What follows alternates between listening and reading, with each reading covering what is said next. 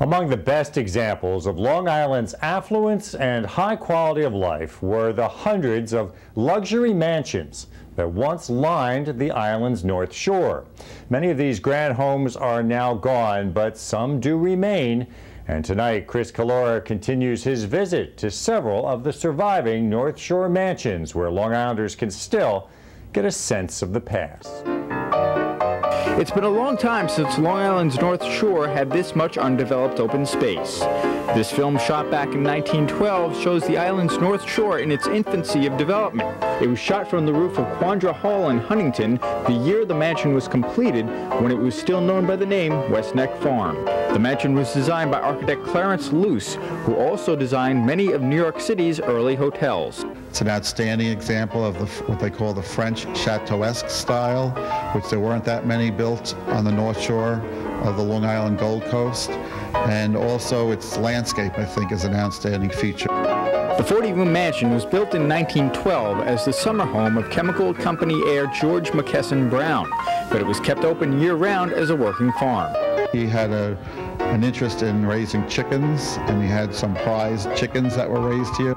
The property has been subdivided since its heyday, but it remains as one of the largest properties that was once privately owned along the North Shore. It's significant because it's a surviving example on large acreage. Not too many of them survive on 33 acres. We have a handful, but there used to be many more. After suffering losses in the 1929 stock market crash, Brown eventually sold the mansion and half of the 33-acre property to the Brothers of the Sacred Heart.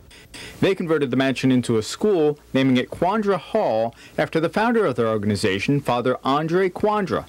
Now, to give you an idea of what the landscape looked like back then, this is one of the earliest known photographs taken of Coindre Hall in the 19-teens.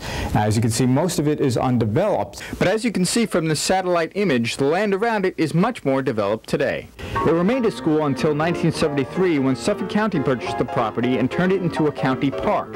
And the Parks Department is trying to preserve as much of the original acreage as possible for public use. A lot of these large estates, whether they're privately owned or publicly owned, have now become parks in one way or another.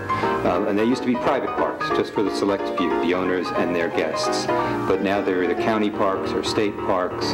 And the mansion remains a chance for Long Islanders today to experience an example of the type of land, views, and privilege once commonplace during the Gold Coast era. In Huntington, Chris Collora, LI News Tonight.